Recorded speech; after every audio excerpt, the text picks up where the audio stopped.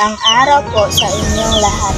Ako po si Ariana Langkasan, tatlong ang nasawi sa Makassari, Indonesia. Matapos masunog ang gusalin ang City Council na sinilaban ng mga nagprotestasyon. Sumiklab ang mga demonstrasyon sa ibang-ibang lungsod. Milo every day and Duke Chef moves like James. Start your day the champion way. Be energy, energy got, be energy got. Drink Milo every day. Magandang araw sa inyo. Ako po si Shara J. Alpirit. Nagbabalita tungkol sa humugog na MB3 sa Quezon 3 sa Pilipinas. Hindi overloaded o lampas sa pasilidad ng barkong lumubog malapit sa Basilan. Ayon sa Philippines Coast Guard, 18 ang nasawi at 10 pa ang nawawala pa mula sa Zamboanga City. Si Jonathan Anda. Sabi ng Philippine Coast Guard, hanggang ngayon gabi meron pa silang rescue operation sa dagat ng Basilan.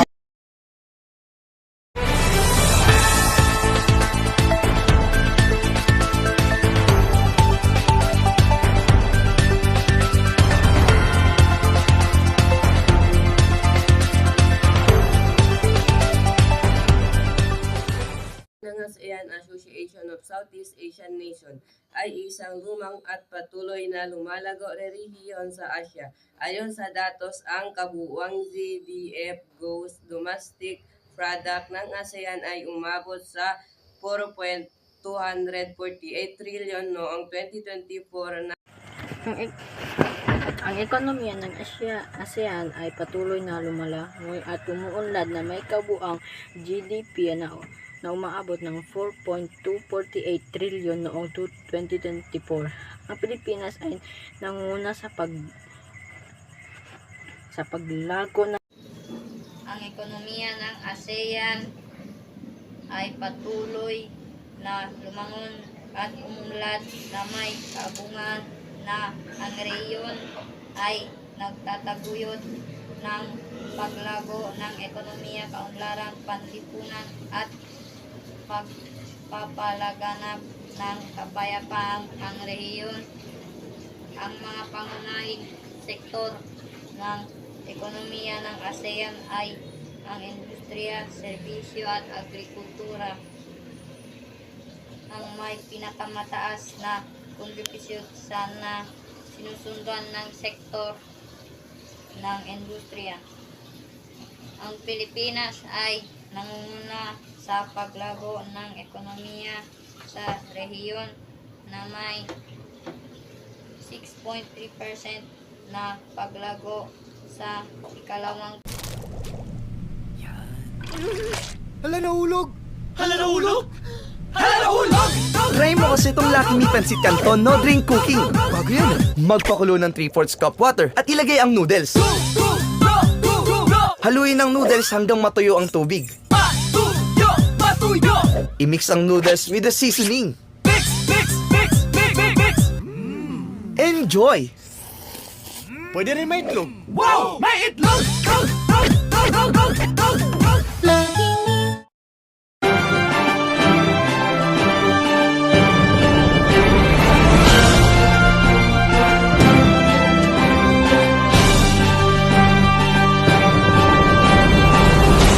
Ang ekonomiya ng ASEAN ay patuloy na lumagon at umunlad na may kabuuan ang GDP na 4.248 trillion noong 2024. Ang Pilipinas ay nangunguna sa paglago ng ekonomiya sa rehiyon na may 6.3% na paglago sa ikalawang quarter ng 2024. Higit sa Malaysia 5.8%, Indonesia 5.0% at China 4.7%.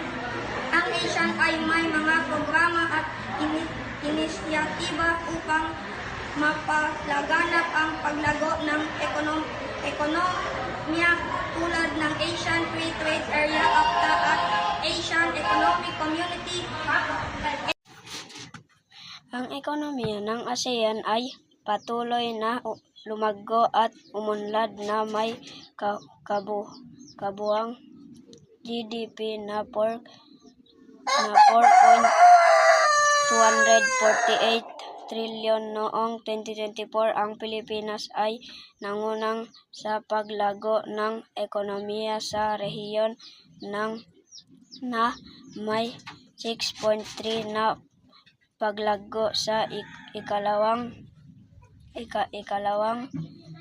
buwire ng 2024 higit sa Malaysia, Indonesia at China.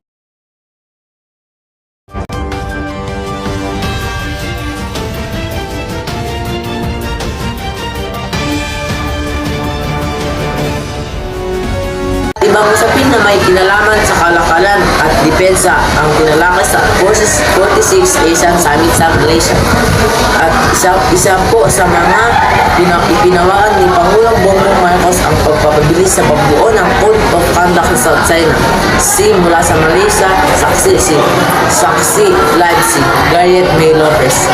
Yes, Daniel, nasa gala dinner ngayong gabi ang mga leader ng ASEAN states at gayon din ng RM states na magiging bahagi ng gaganaping ASEAN GCC o GAM Cooperation Council bukas dito sa Kuala Lumpur, Malaysia.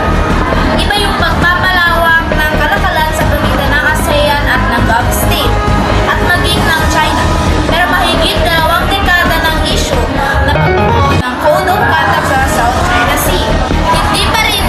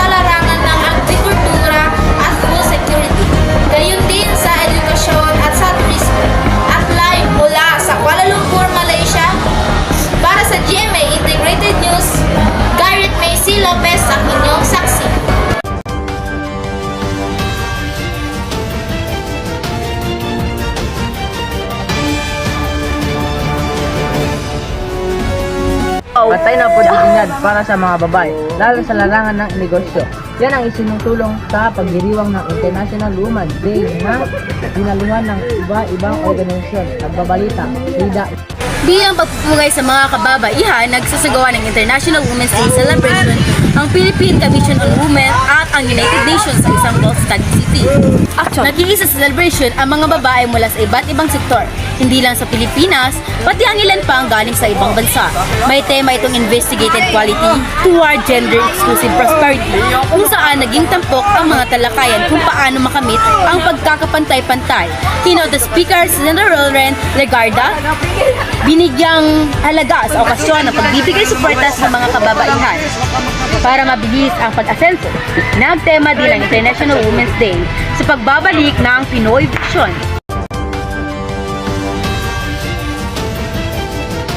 Let me know if I can take it slow. Huwag ka na mahiya, sige sigaw mo lang. Di na ko pepreno, kahit anong pwesto, kaya natin kahit na wala. Sinabi ng Philippine Commission on Women na mahalaga sa ngayon na wakasan ang diskriminasyon, lalo na sa base sa kasarian. Equal opportunities for everyone. We are closing the gender gap or the discrimination in all gender types. We also invest in women for us to be able to do more. Isa lamang sa serye ng mga selebrasyon na inihanda sa paggunita ng pandaigdigang buwan ng mga babae ngayong March 2026.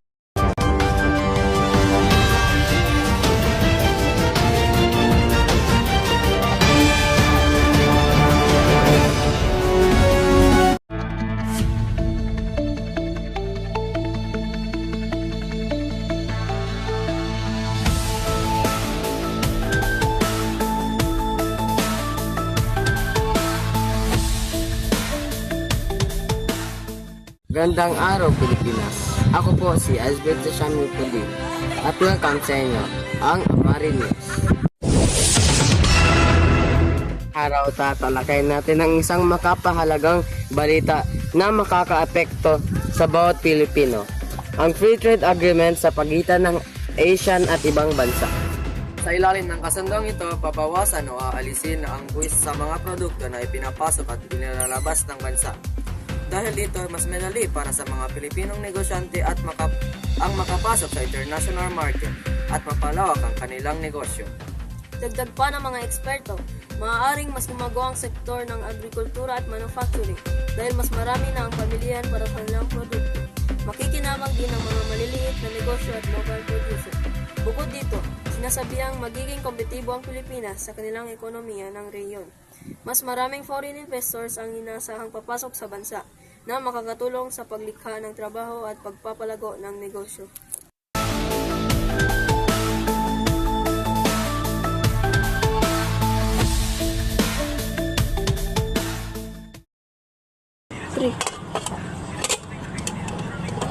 Wala, nahulog.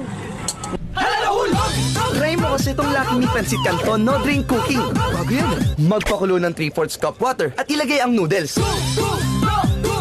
Haluin ang noodles hanggang matuyo ang tubig. I-mix ang noodles with the seasoning. Enjoy! Pwede rin may itlog. Wow! May itlog!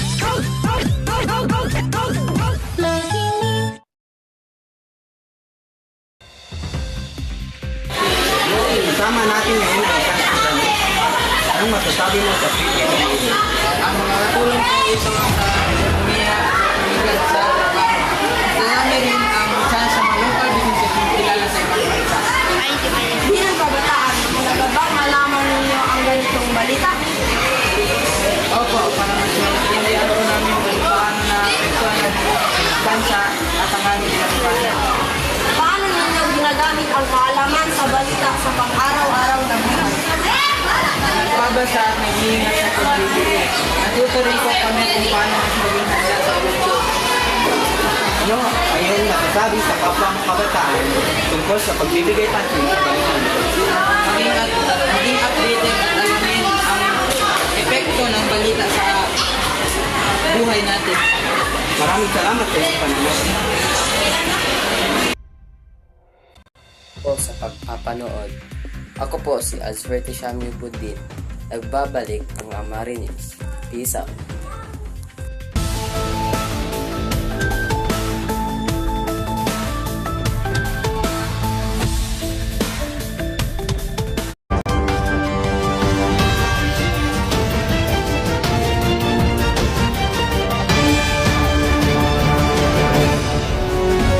Ibang usapin na may kinalaman sa kalakalan at depensa ang tinalakay sa Forces 46 ASEAN Summit sa Malaysia.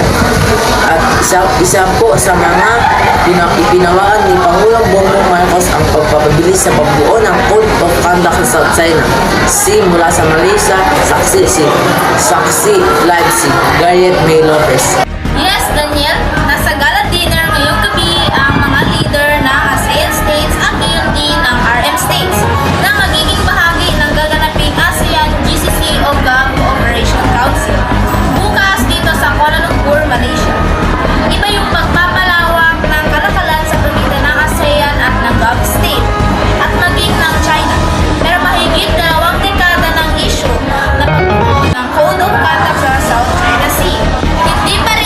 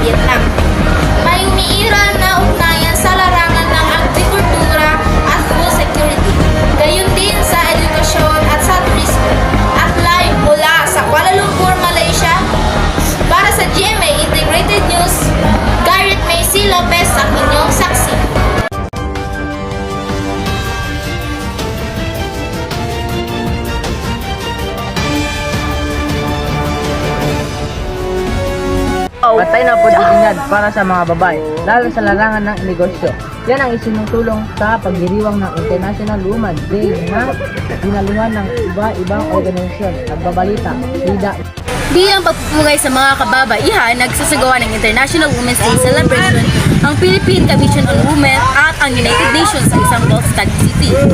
Nag-iisa sa celebration ang mga babae mula sa iba't ibang sektor, hindi lang sa Pilipinas, pati ang ilan pa ang galing sa ibang bansa.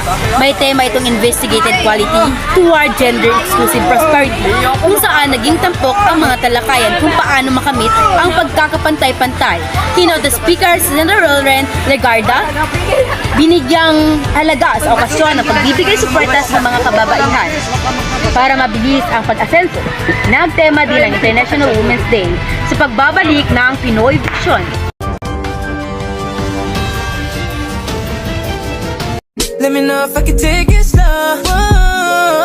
Huwag ka na mahiya, sige sigaw mo lang. Di na ko pepreno, kahit anong pwesto, kaya natin kahit na wala.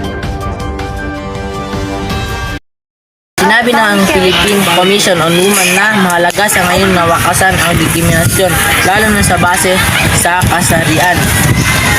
Equal opportunities for everyone. We are closing the gender gap or the discrimination, no, in all gender types. We also invest in women for us to be able to do more. Isa lamang sa serye ng mga selebrasyon na inihanda sa paggunita ng pandaigdigang buwan ng mga babae ngayong March 2026.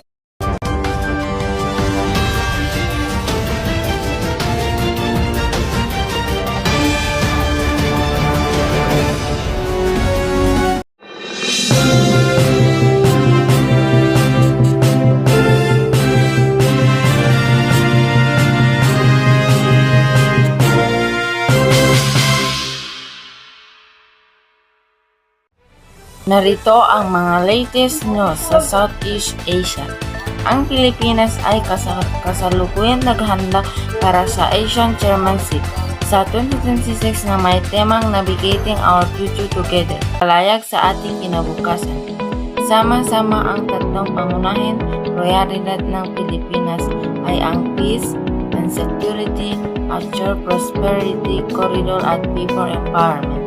Ilang mga kaganapan na inaasahan sa ilang taong na ang 48 at 49 ASEAN Summit na ganapin sa Mayo at Oktubre 2026. Ayon sa Exclusive Secretary Ralph Greco, ang mga summit na ito ay inaasahan tutukan ang mga isyu sa seguridad, ekonomiya at pag-unlad ng reyon. Samantala, ang tensyon sa pagitan ng Cambodia at Thailand ay patuloy na nagbabanta sa ating rehiyon. Ang dalawang bansa ay nagkasundo na pagpatuloy ang mga kausapin para sa pagtatag ng kapayapaan.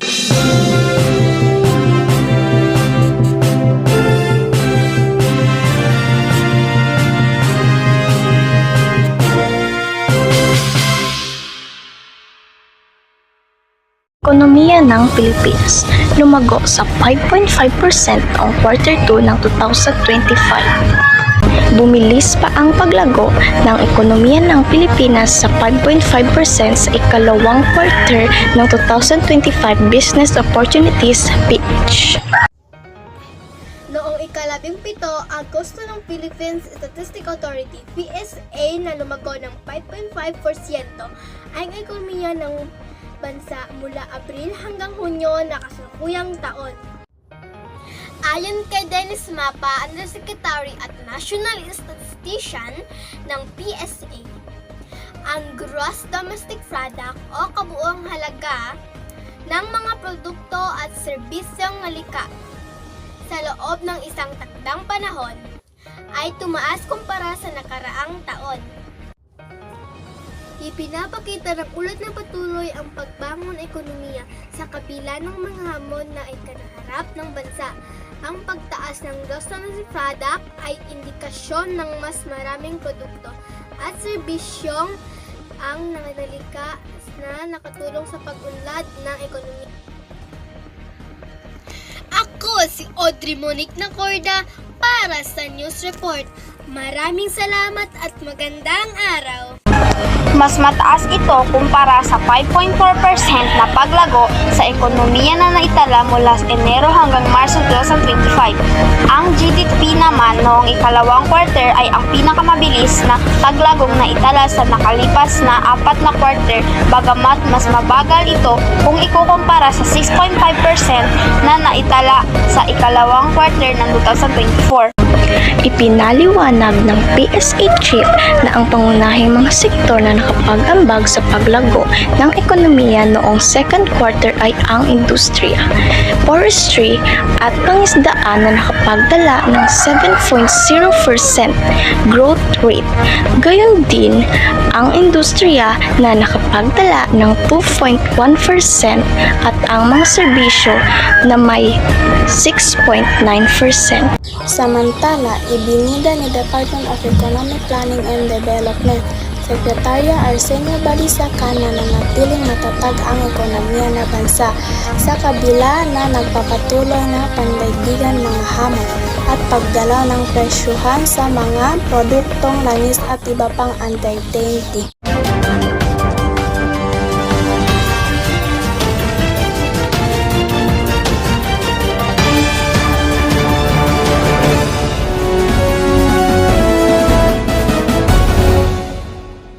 Magandang umaga po sa inyong lahat. Ako po si Wahidus Mila na nagbabalita tungkol sa Thailand. Thailand Tourism Ban. Nakakaranas ang Thailand ng record-breaking tourism sales na halos 6 na milyong international guests na dumating sa early 2026 dahil sa malibong demand mula sa China, Japan, Malaysia, and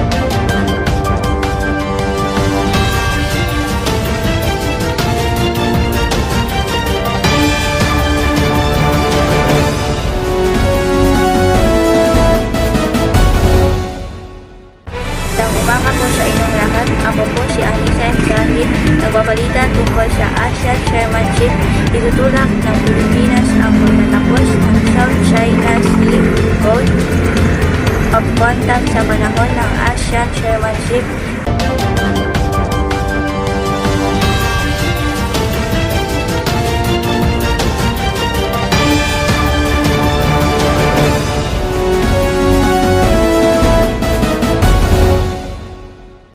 po sa inyong lahat. Ako po si Sapira Kenalhavi, nagbabalita tungkol sa Myanmar election.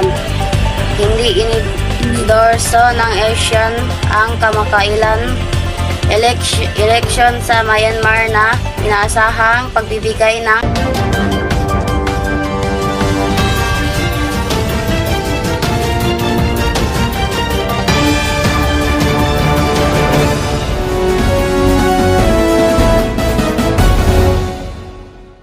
Magandang umaga po sa inyong lahat. Ako po si Hana Diana.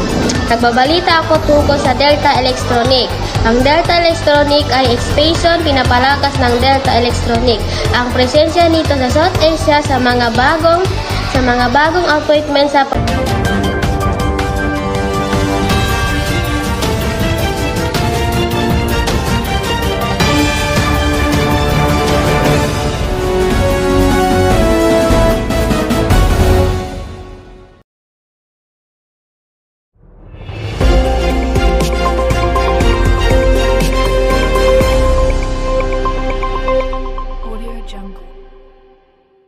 Araw po sa inyong lahat, ako nga po pala si Alina Barat.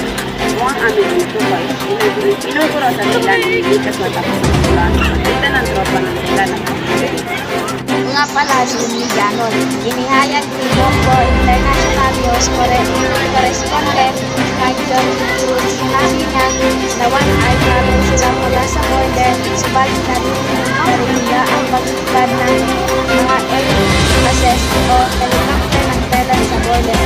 Malaksinan na ay sa ngayon ay pinalikas na ang ilang mga nakatira sa border dahil sa panamba na magkaroon ng handa ng airstrike o missile strike. Nga po pala sa Ipay Manggain.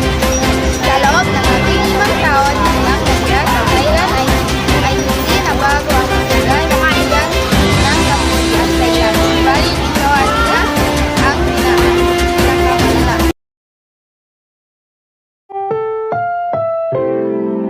Ang programang ito ay rated SPG. Striktong patnubay at gabay ng magulang ang kailangan. Maaaring may masiselang tema, lengguwahe, karahasan, sexual, horror o droga na hindi angkop sa mga bata.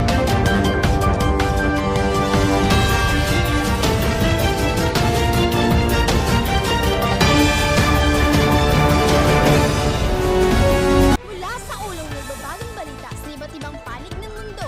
Ganito ang mga pangyayaring nakakaapekto sa ating bayan at sangkatauhan. Ito ang inyong mapagkakatiwala ang Balitang International Action Balita.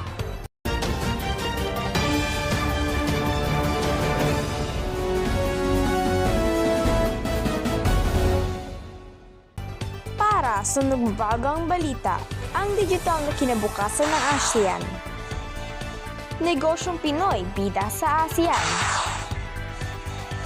Ang pagangat ng Cebu at rehiyon. Ang Visit Malaysia 2026 campaign. At ang lamat sa pagitan ng Myanmar at Timor-Leste.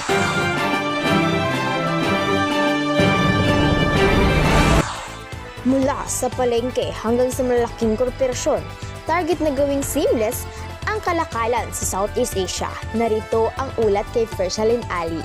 Kapunta na tayo sa isang borderless digital economy.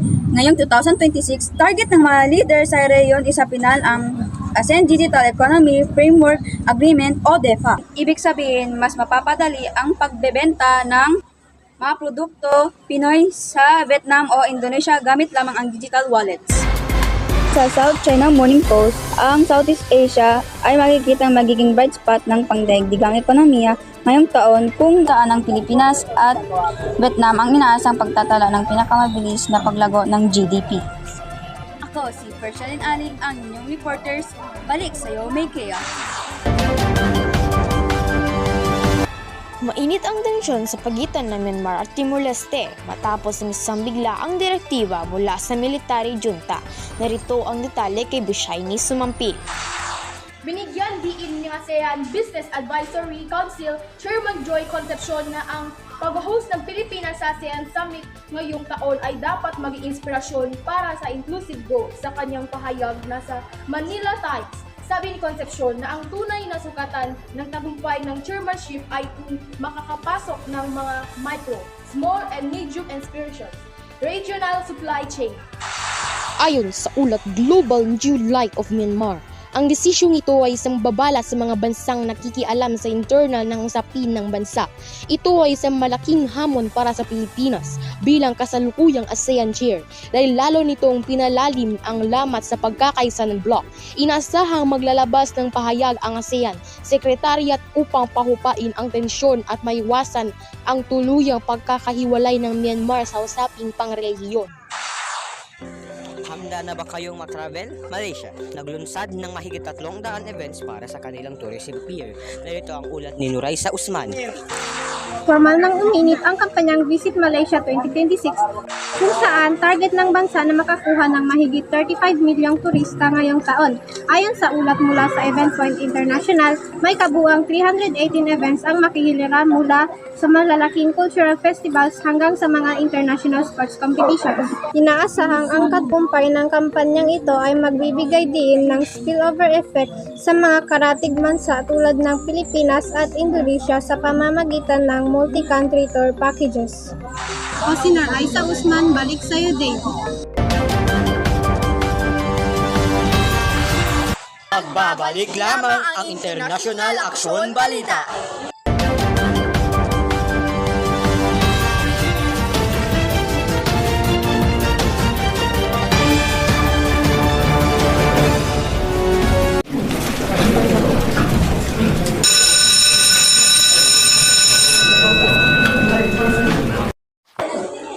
Ay, recess na pala.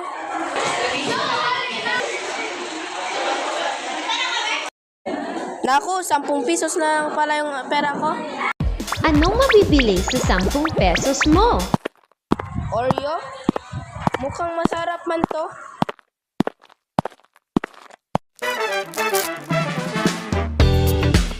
Feel the crunch! Taste the creamy Oreo!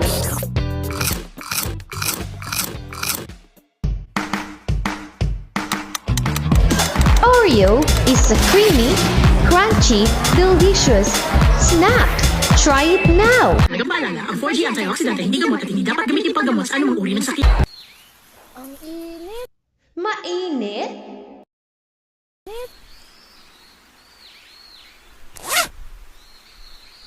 Buti na lang may pinabaon si inay.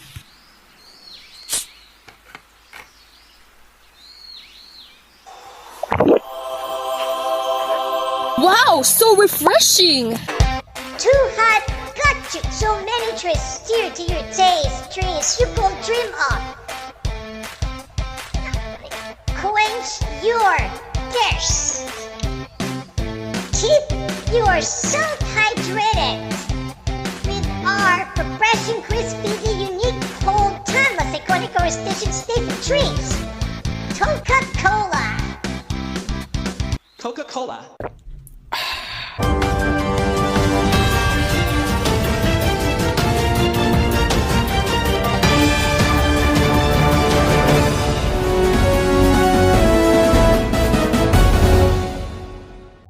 Matapos ang matagumpay na forum sa Cebu, handa na ang rehiyon para sa bagong taksa ng mga turismo. Narito ang ulat ni Rauda Sadalin. Naging matagumpay ang pagtatapos ng Asian Tourism Forum o ATF 2026 na ginanap sa Cebu, Pilipinas. Dito formal na ilinsad ang Asian Tourism Strategic Plan 2026 hanggang 2030. Ang bagong roadmap na ito ay nakatuon sa sustainable tourism at digital innovation. Ayon sa C-Public Policy Research, isinusulong ng rehiyon ang single destination marketing kung saan hinihikayat ang mga dayuhan na bumisita sa higit sa isang bansa sa Southeast Asia sa loob ng isang biyahe. Inaasahan na ang hakbang na ito ay magbibigay ng milyong-milyong trabaho sa sektor ng serbisyo sa buong rehiyon.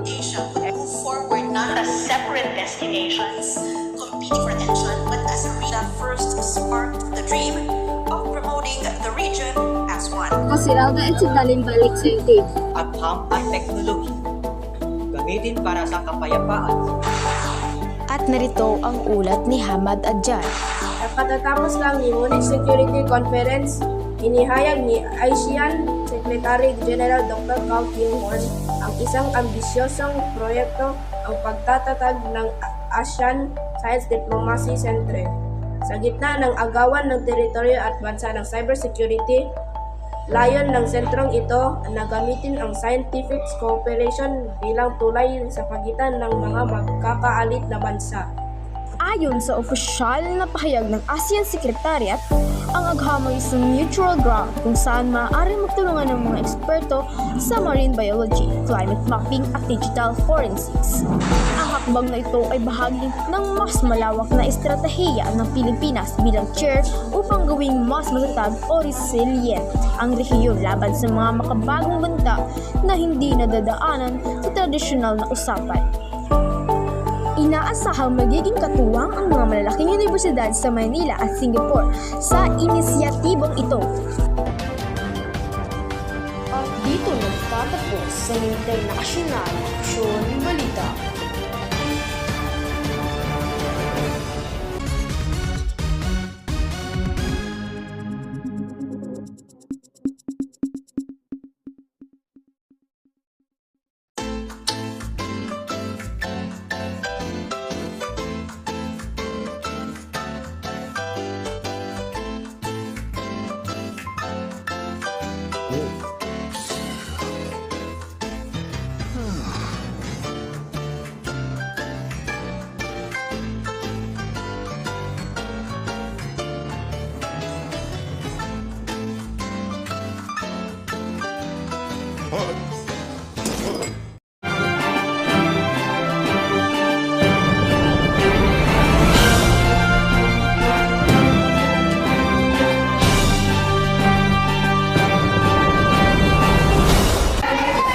Magandang araw po sa inyong lahat. Ako po si Hanta Isidalon, Moonbreak Balita. Mainit na balita at tanghali. ASEAN 2026, formal na inilunsad sa kababaihan. Nangunguna sa Xi Economy ng rehiyon. Sinagawa ang ribbon-cutting ceremony ng Women Economic Forum, WEF ASEAN 2026, Philippines sa Quezon City. Sa pangunguna ni Dr. Maricor M. Malitao, Scotty, Vice President ng WEF ASEAN 2026 Philippines at Event Organizer. Nahulugan ng pagsisimula ng isang kilusan para sa pamumuno ng kababaihan. Magandang araw, ako po si Lina Aikohombo. Narito ang aking balita. Bitbit ng forum ang temang Women Leaders, Creating a Economic Environment of Inclusive Ground and Economic Sustainability. Together we navigate the future na naglalayong palakasin ang papel ng kababaihan sa inklusibong paglago ng ekonomiya at pangmatagalang kaunlaran sa rehiyon. Maraming salamat po. Time for a moment to breathe. Relax with natural tea. C2 green tea. Enjoy relaxing with C2 green tea. Get your Magandang araw sa inyong lahat. Ako nga po pala si Antoinette S. Ledesma. Ang cutting ribbon ceremony ang nagsilbing opisyal ng hudyat ng pagsisimula ng WEF ASEAN 2026 Philippines. Sa kanyang talampati, pinasalamatan ni Dr. Ma Litaw ang suporta ng tanggapan ni Quezon City Mayor Joy Belmonte ng Vice Governor ng Nueva Ecija, mga opisyal ng COMELEC at mga dating leader ng Rotary sa Maynila. Magandang araw po sa inyo lahat. Ako po si Ana Norisio.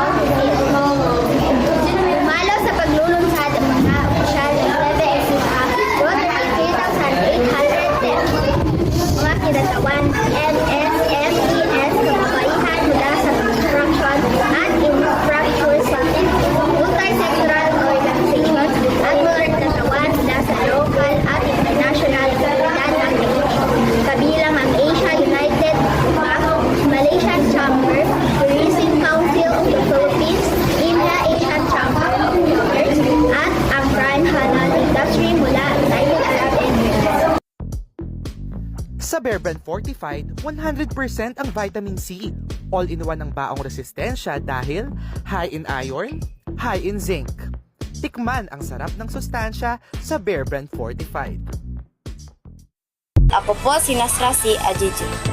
Kabilang din sa mga paunahin sina Dr. Ramona Ines Bustamante at mga opisyal ng Rotary Clubs mula sa Chinitaw, Manila, Carmenara at Lumang Bacoor. Isang karangalan ang opisyal na paglulunsad ng WEF ASEAN 2026 Philippines. Ang temang ito ay isang mapangyarihan hakbang upang maitaas ang pamumuno ng kababaihan sa antas ng ASEAN at ng buong mundo ni Dr. Manling Tao. O si Salina Ikohobo.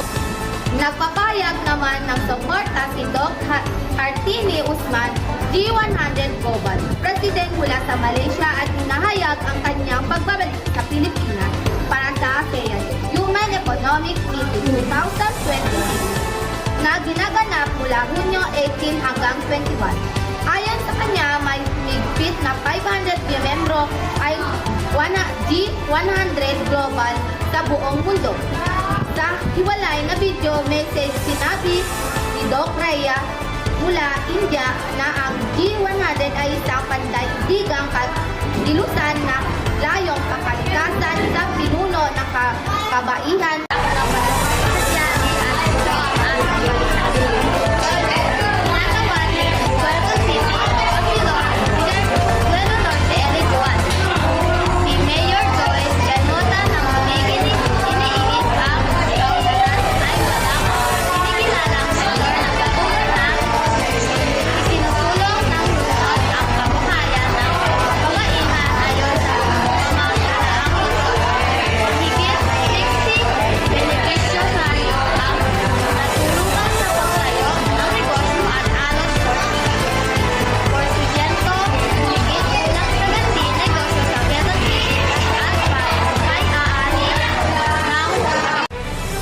Magandang araw po sa inyong lahat.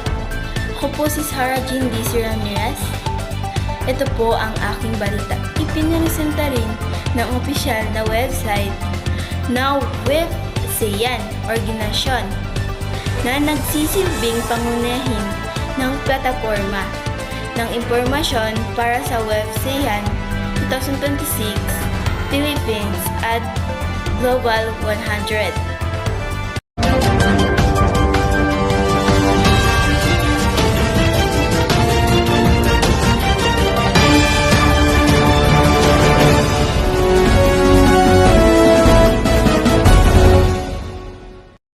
Itaboy ang kahirapan, hindi ang mahirap. Ayon sa gobyerno, kailangang labanan ang kahirapan. Pero ang solusyon nila para labanan ang kahirapan ay itaboy ang mga mahihirapan.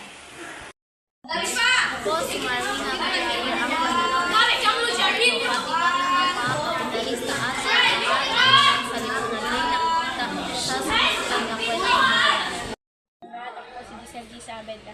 Bibisita ang isang hari sa probinyang kanya nasasakupan at ipinabatid niya ito sa mga namumuno sa bayang ayon. Dahil dito, naghanda ang mga gobernador ng lalawigan at initasan ng lugar ng Mga po sa inyong lahat, ako po si Inicorda. Kanyang mga kabig na kailangang matuwa ang hari sa pagdalaw nito sa kanilang bayan. Ngunit, sa dadaan ng hari ay mga burong-burong na pawang, mga mahirap ang mga nakatira.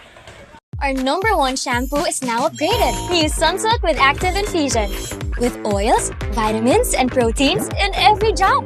Para all-day smooth and hair. Na may bangong nakakagigil, walang makakapigil. New Sunsilk. Para sa inyong lahat, ako po si Naim Hara. Hindi nila mataboy agad-agad ang mga ito ang mga tao. Dahil tiyak na labanan ang mga ito. Po sa inyong lahat, ako po si Jennifer E. Carsa. Kaya nang ginawa ng gobernador ay pinatayuan ang paligid nito mahabang pader upang sa pagdaan ng hari ay hindi nito makita ang karumal-rumal na kalayaan ng mga mahirap. Magandang umaga po sa inyong lahat. Ako po si Marina B. Adames. Hindi ko maalala kung saan ko nabasa ang kwentong ito. Pero ang aral ng kwentong ito ay nakalupay ko sa aking memorya. Sa esensya, karima-rimarin sa mga mata ng naghaharing uri sa lipunan ang mga mahihirap dahil nga ito'y tinago sa mata ng hari. At palayasin o itaboy sa parang mga daga na lalayong lugar.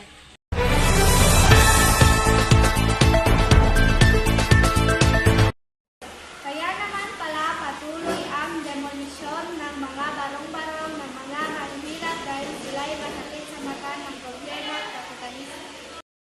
Ako po si Sherinan Manalo.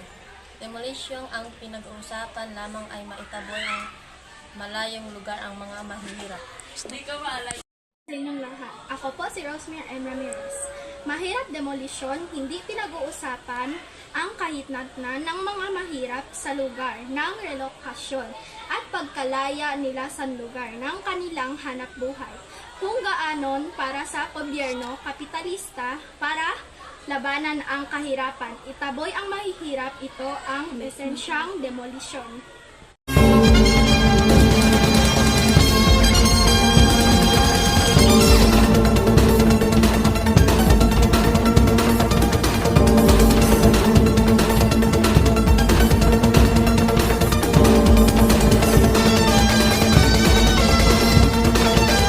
Magandang araw sa inyo lahat. Ako po si Messi Yakin nagbabalita tungkol sa barkong Aleson. Umalis ang barko mula sa Zamboanga City noong Enero 25 bandang 9:20 ng gabi patungong Colosulu na may 332 pasahero at 27 na crew member. Nasa loob ito ng authorized capacity na 352.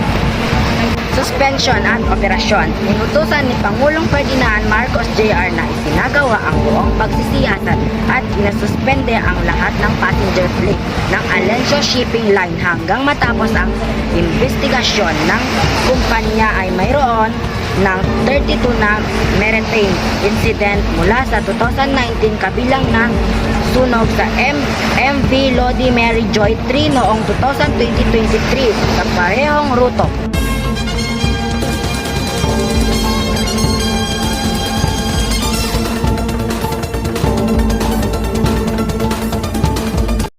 Baby like gang, gang, gang, gang, gang, gang.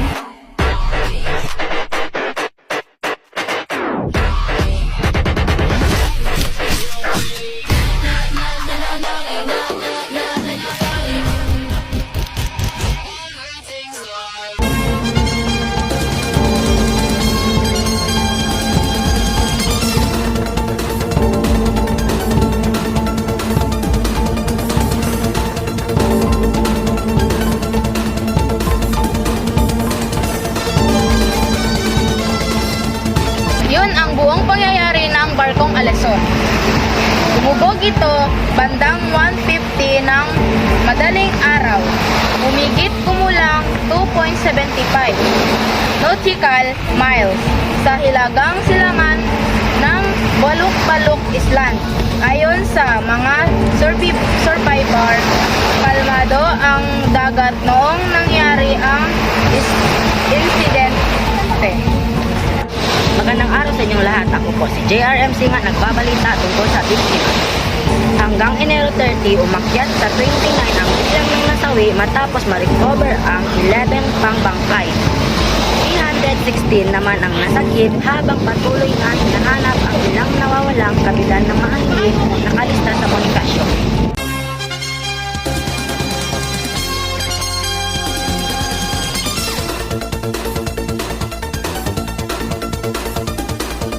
Baby like gang, gang, gang, gang, gang, gang.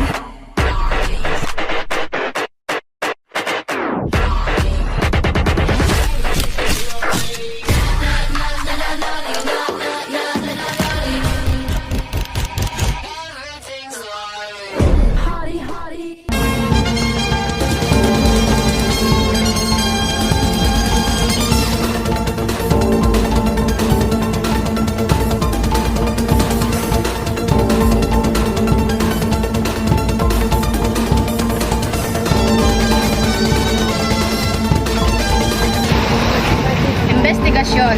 Patuloy pa rin iniimbestigasyon ng Philippine Coast Guard, PCG at Maritime Industry Authority Marina ang eksaktong sanhi ng paglubog kabilang ang pagsusuri sa safety record at tauhan ng kumpanya. Kailangan tapusin ang investigasyon sa loob ng 15 araw. Ako po si Jay Mateo Janin, nagbabalita tungkol sa tulong sa biktima. Binigyan ng cash assistance na 20k bigas at relief goods ang mga survivor mula sa Zamboanga City Hall, DSWD at shipping line. Binirahe rin ang alison na ipadali ang mga proseso ng insurance at magbigay ng tulong sa mga pamilya ng biktima.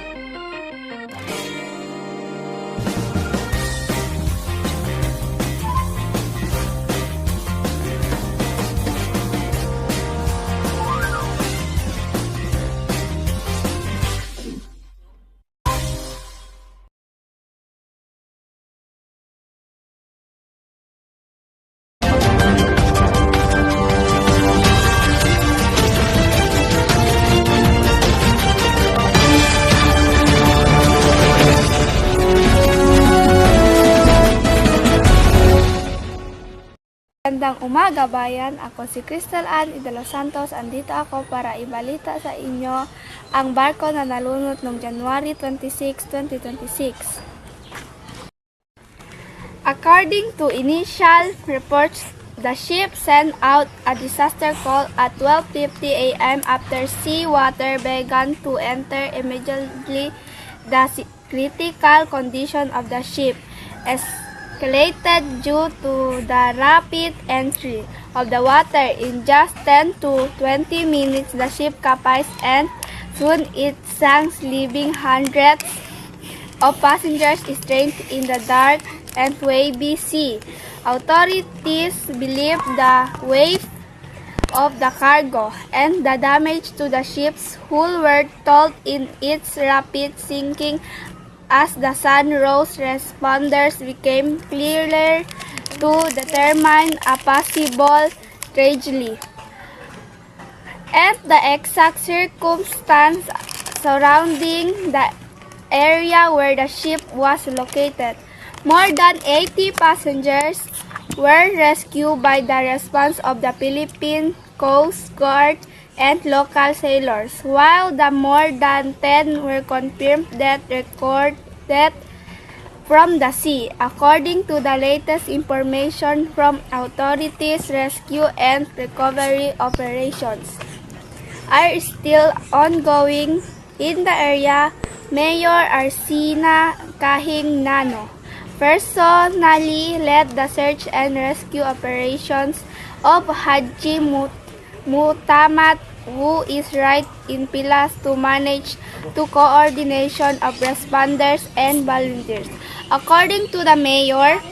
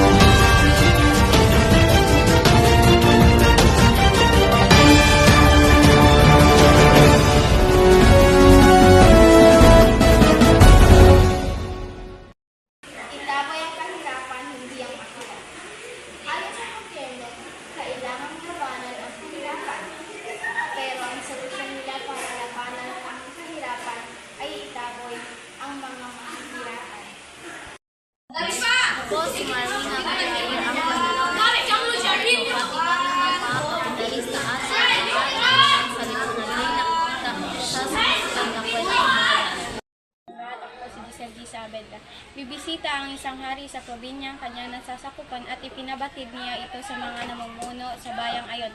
Dahil dito, naghanda ang mga gobernador ng lalawigan at initasan ng lugar ng Mga po sa inyong lahat, ako po si Michelle in accordance.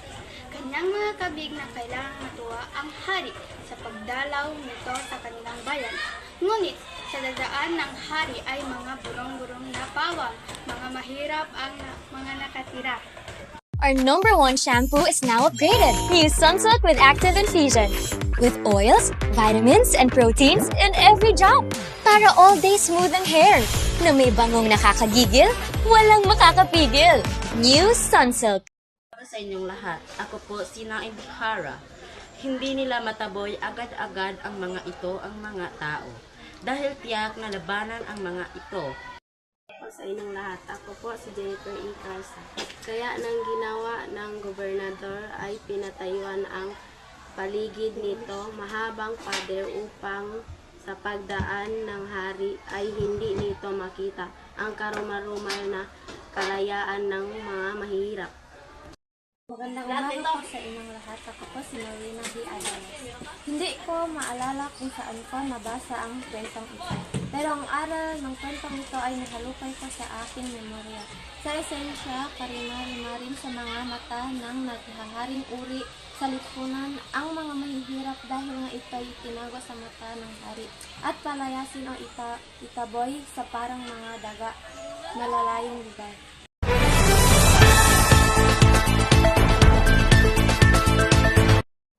Kaya naman pala patuloy ang demolisyon ng mga barong-barong ng mga mahihirap dahil sila'y masakit sa mata ng gobyerno at kapitalismo.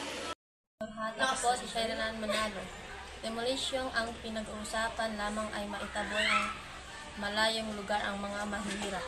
Sa inyong lahat. Ako po si Rosemary M. Ramirez. Mahirap demolisyon, hindi pinag-uusapan ang kahitnatnan ng mga mahirap sa lugar ng relokasyon at pagkalaya nila sa lugar ng kanilang hanap buhay. Kung gaanon para sa gobyerno kapitalista para labanan ang kahirapan, itaboy ang mahihirap, ito ang esensyang demolisyon.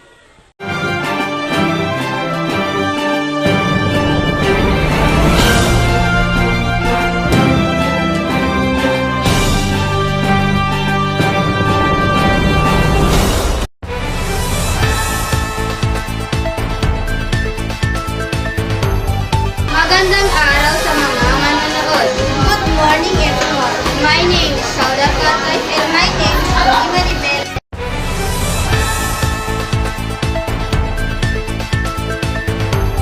Tapan natin about Thailand and Cambodia tension.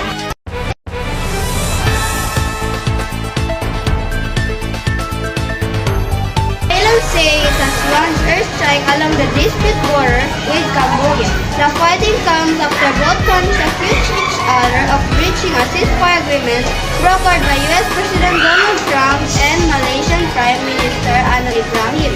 Noah is urging both sides to exercise minimum restraint, warning that the fire risks undoing the work that went into achieving the ceasefire. Thai Prime Minister Anwin Chan Virakun spoke in a televised address following the clash. He said his country does not want to see violence, but he says it's ready to take necessary measures to defend its sovereignty.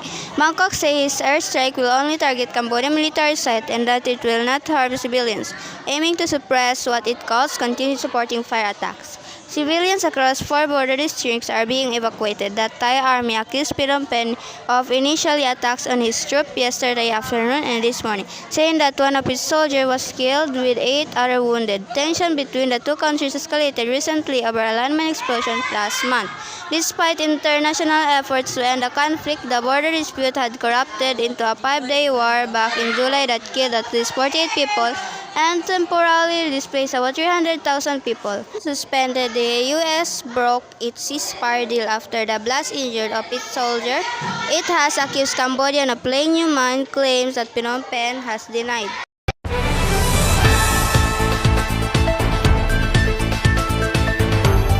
Mr. Reimer tell us what the alleged breaches of the truth means for the peace deal between Thailand and Cambodia.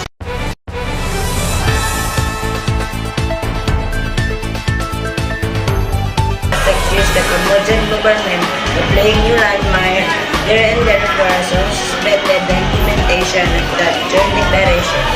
Now that declaration is supposed to be a roadmap for a peaceful, long-lasting and sustainable peace along the border that included the withdrawal of troops, the withdrawal of military weapons, and also a survey final action.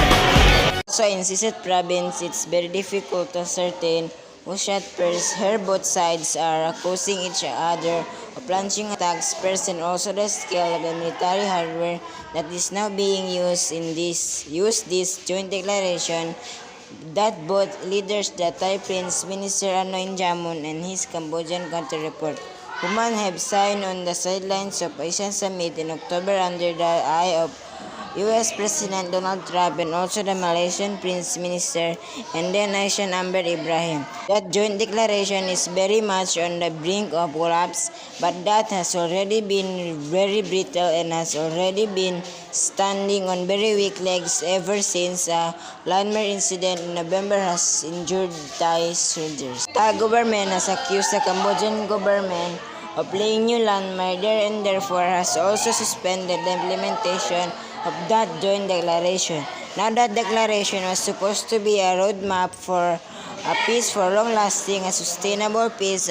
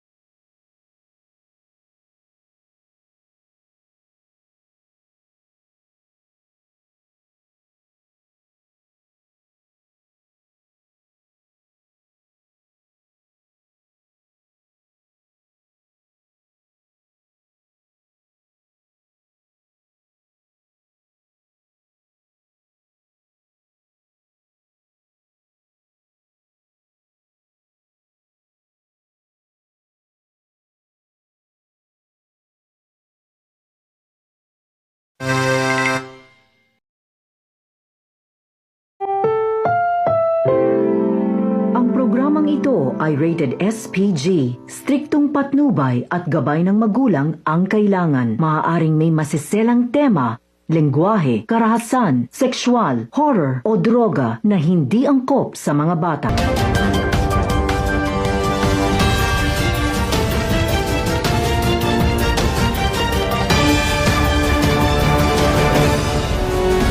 Mula sa ulong nagbabagong balita sa iba't ibang panig ng mundo. Narito ang mga pangyayaring nakakaapekto sa ating bayan at sangkatauhan. Ito ang inyong mapagkakatiwalaang balitang International Action Balita.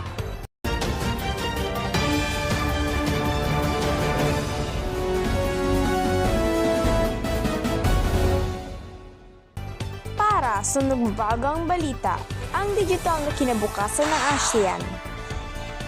Negosyong Pinoy bida sa ASEAN. Ang pagangat ng Cebu at rehiyon. Ang Visit Malaysia 2026 campaign.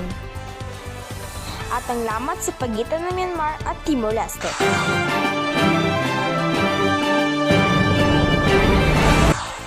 Mula sa palengke hanggang sa malaking korporasyon, target na gawing seamless ang kalakalan sa Southeast Asia. Narito ang ulat kay Fersalin Ali. Kapunta na tayo sa isang borderless digital economy. Ngayong 2026, target ng mga leader sa rehiyon is sa pinal ang ASEAN Digital Economy Framework Agreement o DEFA. Ibig sabihin, mas mapapadali ang pagbebenta ng mga produkto Pinoy sa Vietnam o Indonesia gamit lamang ang digital wallets. Sa South China Morning Post, ang Southeast Asia ay makikita magiging bright spot ng pangdaigdigang ekonomiya ngayong taon kung saan ang Pilipinas at Vietnam ang inaasang pagtatala ng pinakamabilis na paglago ng GDP. Ako si Fersalin Ali, ang inyong reporters. Balik sa'yo, may chaos. Mainit ang tensyon sa pagitan ng Myanmar at Timor-Leste matapos ng isang biglaang direktiba mula sa military junta. Narito ang detalye kay Bishaini Sumampil. Binigyan diin ni ASEAN Business Advisory Council Chairman Joy Concepcion na ang pag-host ng Pilipinas sa ASEAN Summit ngayong taon ay dapat maging inspirasyon para sa inclusive growth. Sa kanyang pahayag na sa Manila Times, sabi ni Concepcion na ang tunay na sukatan ng tagumpay ng chairmanship ay kung makakapasok ng mga micro, small and medium inspirations, regional supply chain. Ayon sa ulat Global New Light of Myanmar, ang desisyong ito ay isang babala sa mga bansang nakikialam sa internal ng usapin ng bansa. Ito ay isang malaking hamon para sa Pilipinas bilang kasalukuyang ASEAN chair dahil lalo nitong pinalalim ang lamat sa pagkakaisa ng bloc. Inasahang maglalabas ng pahayag ang ASEAN Secretariat upang pahupain ang tensyon at maiwasan ang tuluyang pagkakahiwalay ng Myanmar sa usaping pangrehiyon. Handa na ba kayong matravel? Malaysia, naglunsad ng mahigit 300 events para sa kanilang tourism year. Narito ang ulat ni Nuraisa Usman.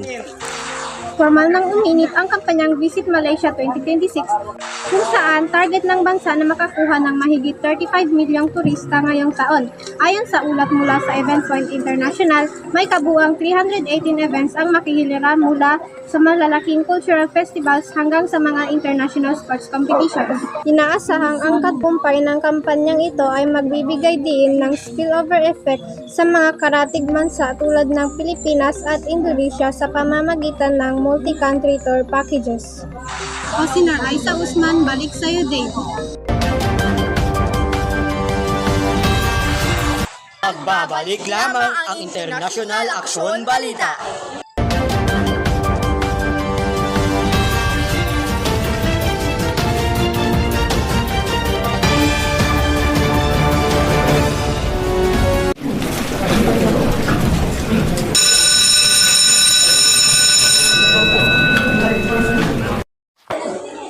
Ay, recess na pala.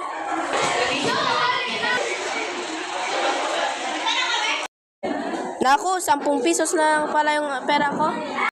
Anong mabibili sa 10 pesos mo? Oreo? Mukhang masarap man to.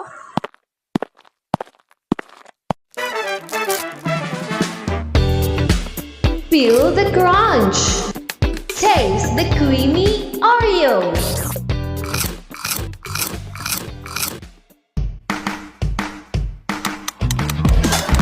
Oreo is a creamy, crunchy, delicious snack.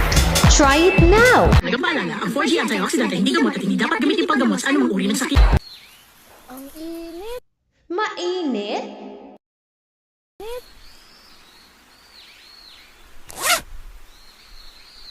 Buti na lang may pinabaon si inay.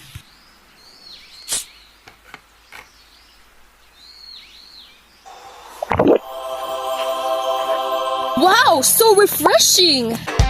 Too hot, got you. So many trees steer to your taste. Trees you could dream of. Quench your thirst. Keep yourself hydrated with our refreshing, crispy, unique, cold, timeless, iconic station staple drinks. Coca-Cola.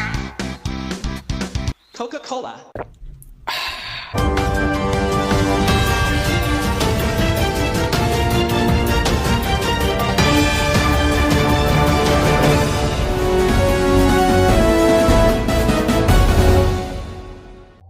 Matapos ang matagumpay na forum sa Cebu, handa na ang rehiyon para sa bagong daksa ng mga turismo. Narito ang ulat ni Rauda Sandalin. Naging matagumpay ang pagtatapos ng Asian Tourism Forum o ATF 2026 na ginanap sa Cebu, Pilipinas. Dito formal na ilinsad ang Asian Tourism Strategic Plan 2026 hanggang 2030. Ang bagong roadmap na ito ay nakatuon sa Sustainable Tourism at Digital Innovation. Ayon sa C-Public Policy Research, isinusulong ng rehiyon ang single destination marketing kung saan hinihikayat ang mga dayuhan na bumisita sa higit sa isang bansa sa Southeast Asia sa loob ng isang biyahe. Inaasahan na ang hakbang na ito ay magbibigay ng milyong-milyong trabaho sa sektor ng serbisyo sa buong rehiyon. Forward not as separate destinations, competing for attention, but as a region that first sparked the dream of promoting the region as one. Ako si Rauda at si Dalim balik sa YouTube. Agham at teknolohi. Gamitin para sa kapayapaan. At narito ang ulat ni Hamad Adjan. Katatapos lang ni Munich Security Conference, inihayag ni ASEAN Secretary General Dr. Cao Kyung-Horn ang isang ambisyosong proyekto, ang pagtatatag ng ASEAN Science Diplomacy Center. Sa gitna ng agawan ng teritoryo at bansa ng cybersecurity, layon ng sentrong ito na gamitin ang scientific cooperation bilang tulay sa pagitan ng mga magkakaalit na bansa. Ayon sa opisyal na pahayag ng ASEAN Secretariat, ang agham ay isang neutral ground kung saan maaaring magtulungan ng mga eksperto sa marine biology, climate mapping at digital forensics.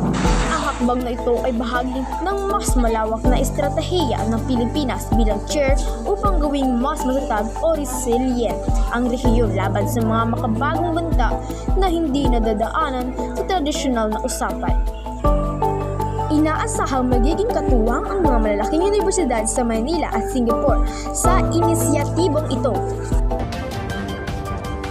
At dito nagtatapos sa international aksyon balita.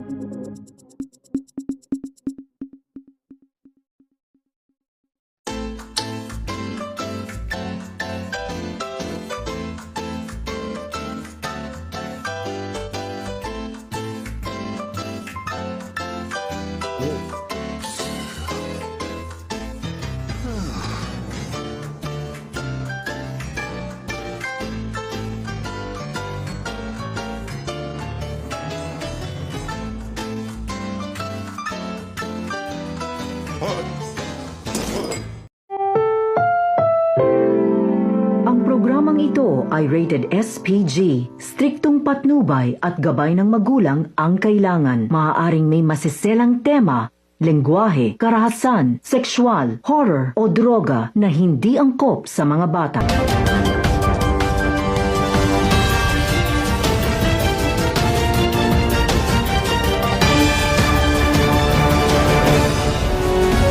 Mula sa ulong ng babagong balita sa iba't ibang panig ng mundo.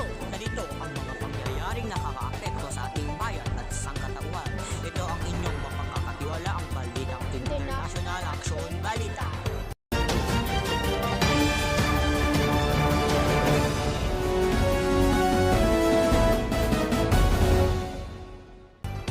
Para sa nagbabagang balita, ang digital na kinabukasan ng ASEAN.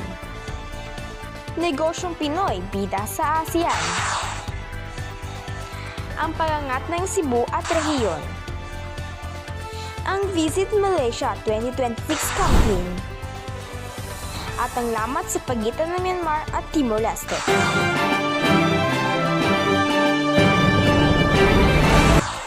Mula sa palengke hanggang sa malalaking korporasyon, target na gawing seamless ang kalakalan sa Southeast Asia. Narito ang ulat kay Fersalin Ali. Papunta na tayo sa isang borderless digital economy. Ngayong 2026, target ng mga leader sa rehiyon is sa pinal ang ASEAN Digital Economy Framework Agreement o DEFA. Ibig sabihin, mas mapapadali ang pagbebenta ng mga produkto Pinoy sa Vietnam o Indonesia gamit lamang ang digital wallets. Sa South China Morning Post, ang Southeast Asia ay makikitang magiging bright spot ng pangdaigdigang ekonomiya ngayong taon kung saan ang Pilipinas at Vietnam ang inaasang pagtatala ng pinakamabilis na paglago ng GDP. Ako si Fersalin Ali, ang inyong reporters. Balik sa'yo, may chaos.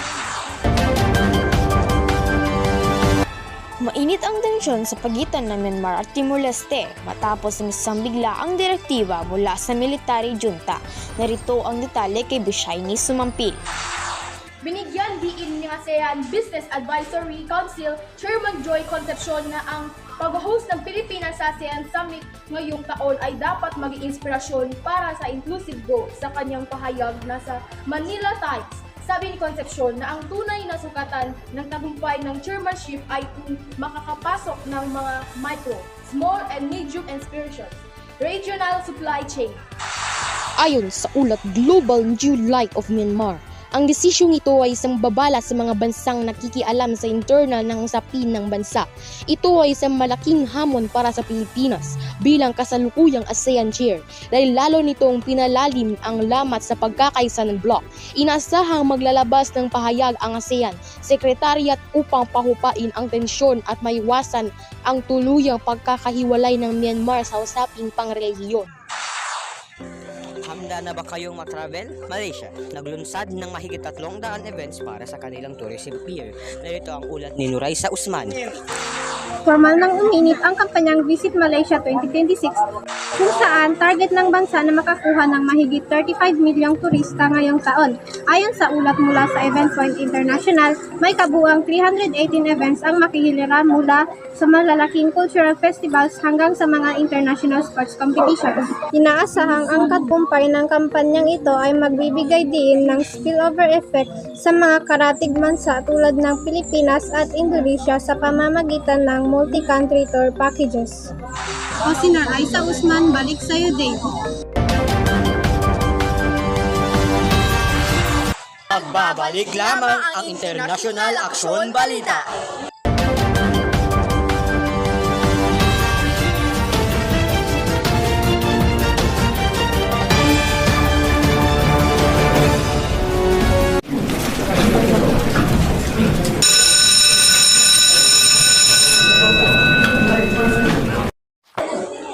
Ay, recess na pala.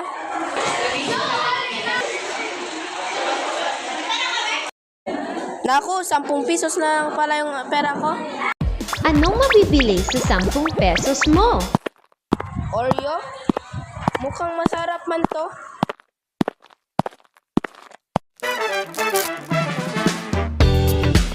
Feel the crunch!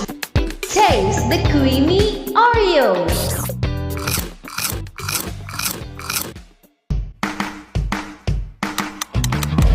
Oreo is a creamy, crunchy, delicious snack. Try it now! Nagpaalala, ang 4G antioxidant ay hindi gamot at hindi dapat gamitin paggamot sa anumang uri ng sakit. Ang init. Mainit?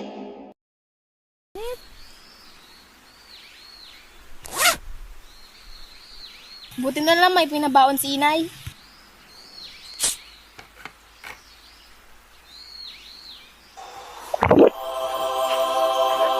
Wow, so refreshing! Too hot, got you. So many twists, steer to your taste. Trees you will dream of. Quench your thirst.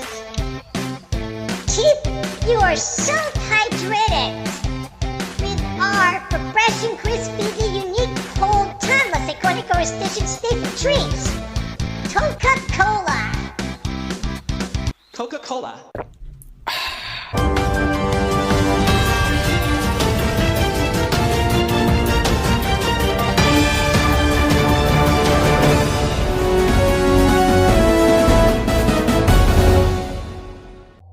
Matapos ang matagumpay na forum sa Cebu, handa na ang rehiyon para sa bagong daksa ng mga turismo. Narito ang ulat ni Rauda Sandalin. Naging matagumpay ang pagtatapos ng Asian Tourism Forum o ATF 2026 na ginanap sa Cebu, Pilipinas. Dito formal na ilinsad ang Asian Tourism Strategic Plan 2026 hanggang 2030. Ang bagong roadmap na ito ay nakatuon sa Sustainable Tourism at Digital Innovation. Ayon sa Public Policy Research, isinusulong ng rehiyon ang Single Destination Marketing kung saan hinihikayat ang mga dayuhan na bumisita sa higit sa isang bansa sa Southeast Asia sa loob ng isang biyahe. Inaasahan na ang hakbang na ito ay magbibigay ng milyong-milyong trabaho sa sektor ng serbisyo sa buong rehiyon.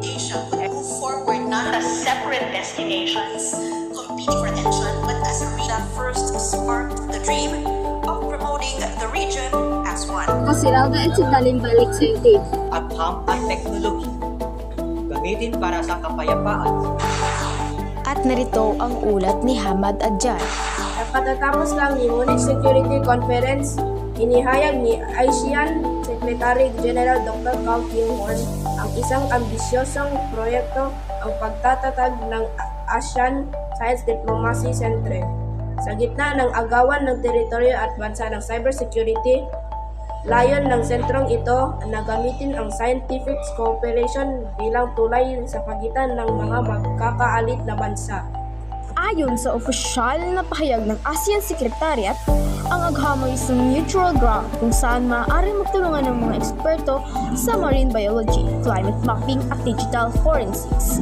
Ang hakbang na ito ay bahagi ng mas malawak na estratehiya ng Pilipinas bilang chair upang gawing mas matatag o resilient ang rehiyon laban sa mga makabagong banta na hindi nadadaanan sa tradisyonal na usapan.